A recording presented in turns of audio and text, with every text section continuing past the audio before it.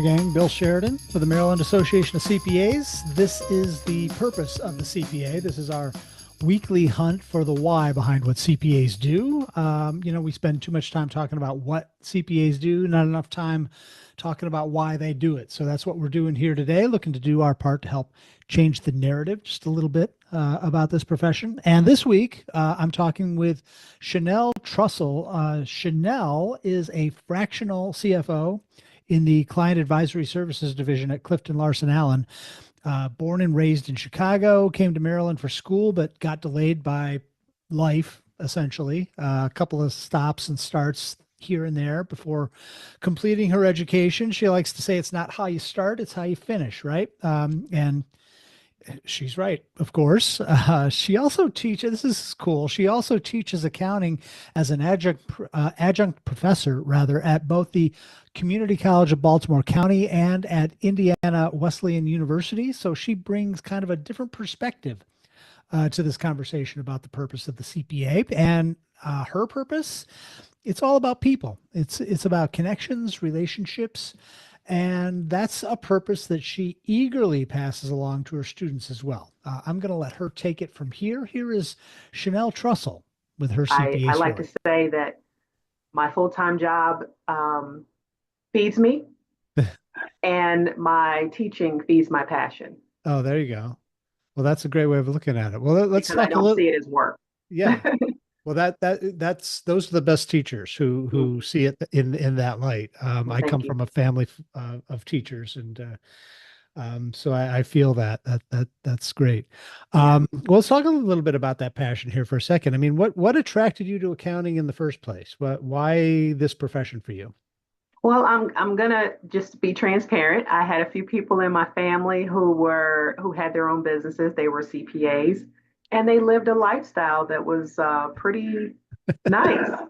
So I'm like, wow, let me see what they do. I mean, they're making pretty good money, so there must be something to it, right? Yeah. The ones that were in my family were on the tax side, so they did a lot of tax returns and that type of thing. Okay. And so I knew I didn't want to be taxed. Me and tax are like kryptonite. I know enough to be dangerous. Yeah. Yeah.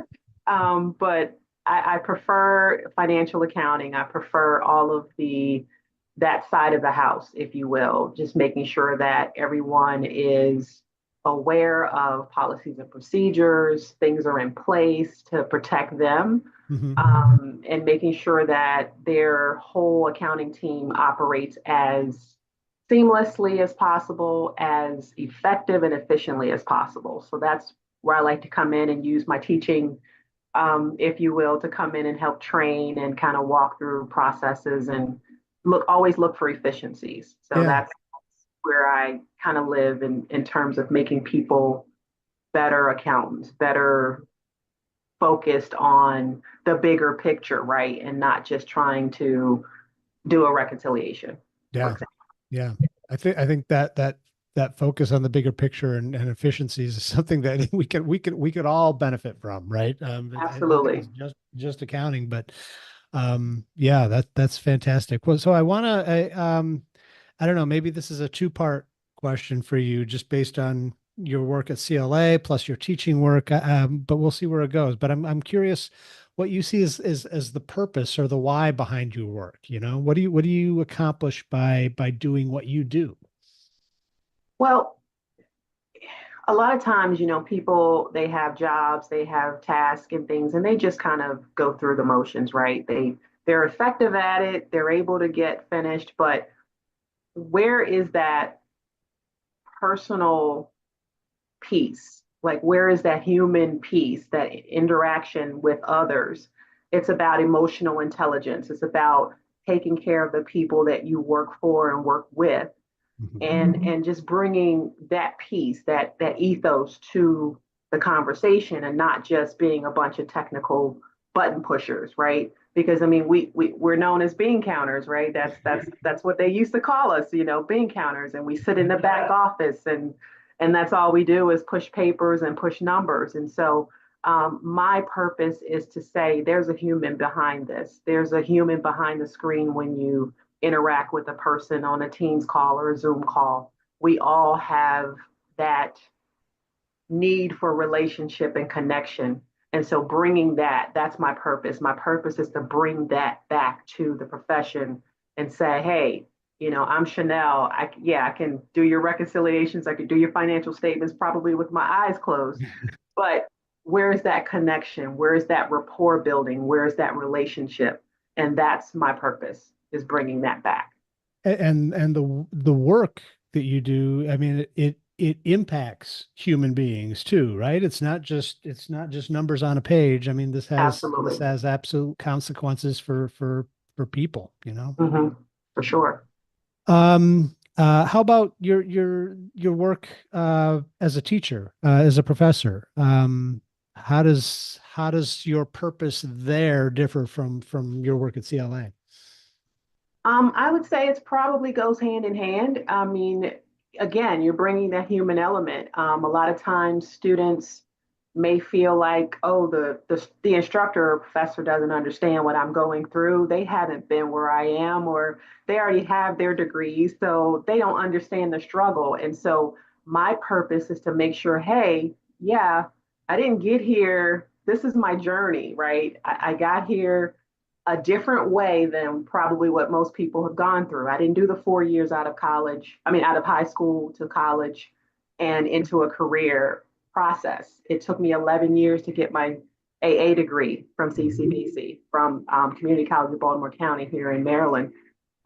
It took me another 2 to get the next degree, another 3 to get the next degree, all with life happening in the middle, Hmm. working full time and the such. So I'm not a stranger to hard work or understanding the struggle and what my students are dealing with.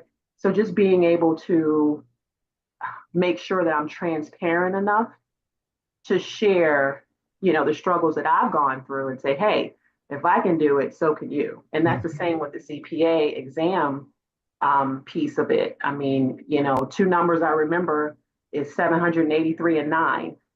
783 hours of study for 9 months. I will never forget those 2 numbers.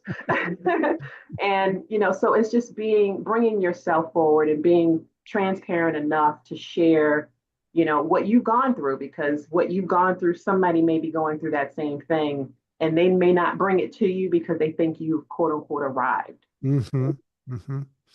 Um, what do you love most about being a CPA, Chanel?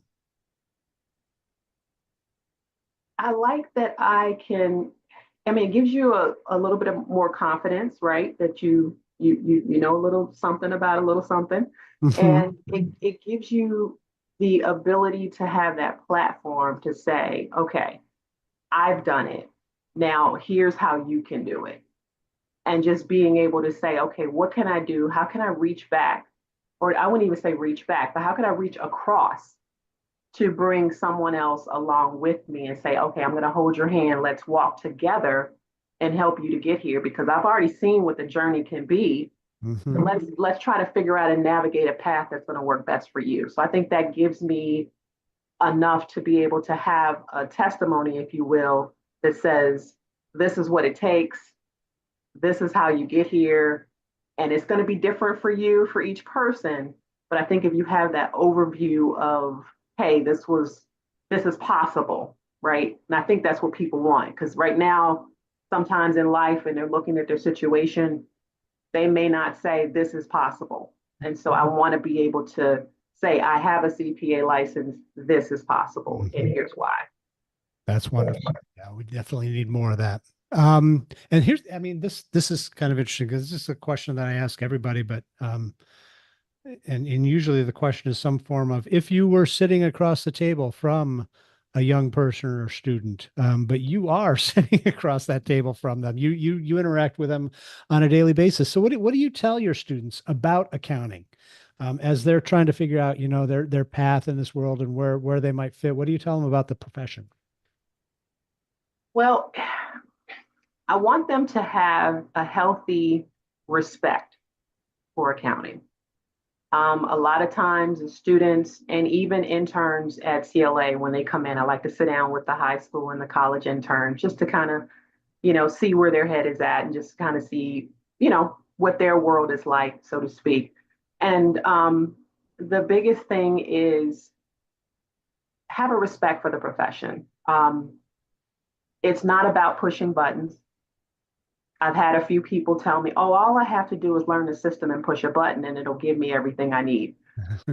No, AI is going to take everything from accounting because, all you have to do is feed it information and you'll get back what you need.